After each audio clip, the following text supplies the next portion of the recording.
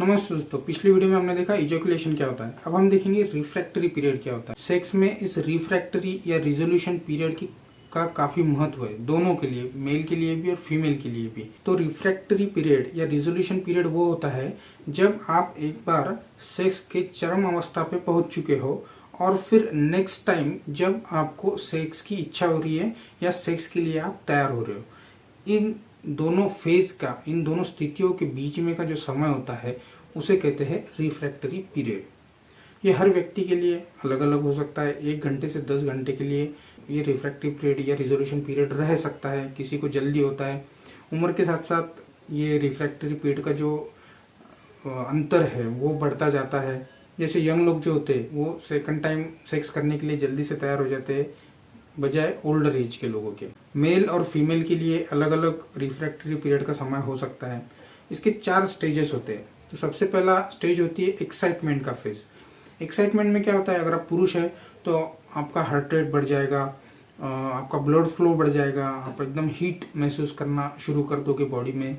अगर आप फीमेल है तो आपको भी सेम होगा, हार्ट रेट बढ़ जाएगा और आप सेक्स के लिए एक तरह से तैयार हो जाते। दूसरा होता है प्लेटू फेज, माने पठार की अवस्था होती है, जहाँ पे क्या होता है कि अगर आप पुरुष है तो होगा कि आप के जो मसल्स है वो कॉन्ट्रैक्ट होना शुरू हो जाएंगे। आपके जो टेस्टिकल्स है, माने अंडकोश है, वो शरीर की तरफ कॉन्ट्रैक्ट हो जाएंगे।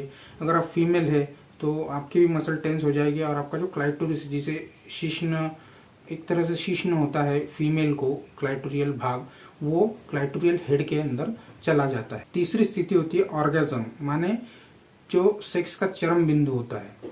वहाँ पे क्या होता है कि आप बहुत ज़्यादा एक्साइटेड है, आपके मसल बहुत ज़्यादा कॉन्ट्रैक्ट हो चुके हैं।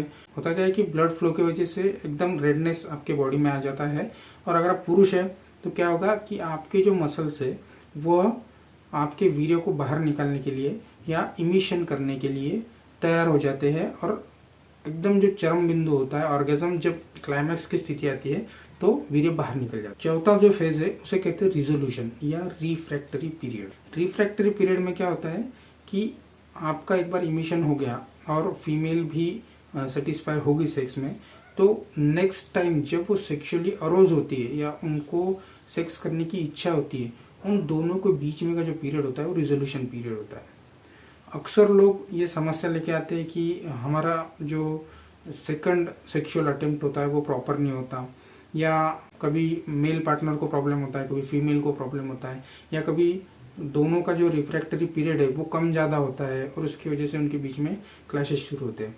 तो ऐसी कोई भी समस्या आपको अगर है तो आप ज़रूर हमसे संपर्क कर सकते हैं, हमसे सलाह ले सकते हैं और दवाइयाँ भी मंगवा सकते हैं। सबसे इम्पोर्टेंट यह होता है सेक्स में कि पार्टनर को एक दूसरे को समझ के लेना पड़ेगा। दुनिया में सबसे अच्छा सेक्स टॉनिक जो है वो है अपना सेक्सुअल पार्टनर, क्योंकि जब तक आप उसे बोलोगे नहीं तो उसे समझेगा नहीं, उसे पता नहीं चलेगा कि क्या चाहिए क्या नहीं चाहिए। बहुत बार ऐसा होता है कि प्रीमैच्योर इजैकुलेशन या इरेक्टाइल डिसफंक्शन की वजह से जो फीमेल पार्टनर है वो सेटिस्फाई नहीं हो सकते और वो कभी सामाजिक बंधनों की वजह से बोल भी नहीं सकते, बोलते नहीं है। और फिर इससे होता क्या है कि उनके बीच में मनमुटाव शुरू हो जाता है, झगड़े शुरू हो जाते हैं और दोनों में प्रॉब्लम होना शुरू हो जाती है।